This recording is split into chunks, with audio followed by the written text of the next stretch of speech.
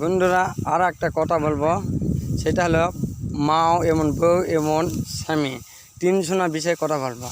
যেই ছেলেই হোক, যেই কর্মই করেন আর যেই শ্রমিকে কাজই করেন আর যেই চাকরি করেন, যে বেতন পাবেন, মাসে যে বেতন পাবেন, দিনে যে টাকা পাবেন, কখনো বউ এমন মাও একগুলো টাকা কথা বলবেন না। আপনি কত বেতন পাচ্ছেন আপনার কাছে রাখবেন, এই কথা কারো কাছে ফাঁস করবেন না। কারণ এটা বলে দিচ্ছে, আপনি যদি 23,000 টাকা বেতন পায়, বইয়ে শোনাবেন 20,000, ওই 20,000 টাকা বইয়ে দেবেন, যত সংসার খরচ তোমার দায়িত্ব।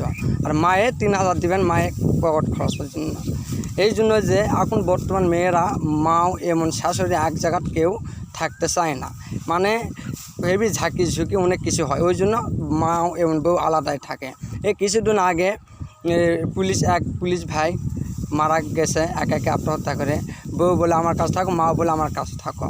এই জন্য সিটি লিখছে, লিজে অফিসে একাকি শ্যুট করেছে। সেই সিটিতে লিখছে সোনা দানা বউ পাবে আর টাকা পয়সা জমি যা আছে সব আমার ভাইয়ের যান পায়, এইরকম চিঠি লিখে সে একে আত্মহত্যা করছে।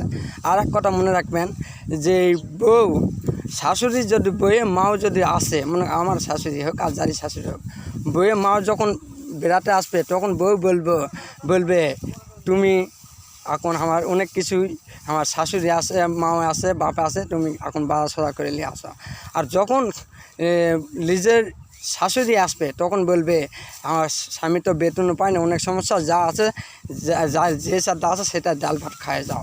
এইরকম বইয়ে বাপ মায়ের ছেলে বাপ মায়ে বলবে বইয়ে, আর বাপ মা বলবে তোমার জন্য অনেক কিছু খাবার আছে। এই হচ্ছে বাস্তবতা। ওই জন্য সব ভাইরা বলি, আপনি যেই বেতন পান আর যেই চাকরি করেন, অ্যাকুরেট কথা কখনো বইয়ে বলবেন না, এটাই ঠিক বাস্তবতা। যাই হোক বন্ধুরা, ভিডিওটি ভালো লাগতে লাইক দেন। আল্লাহ হাফেজ।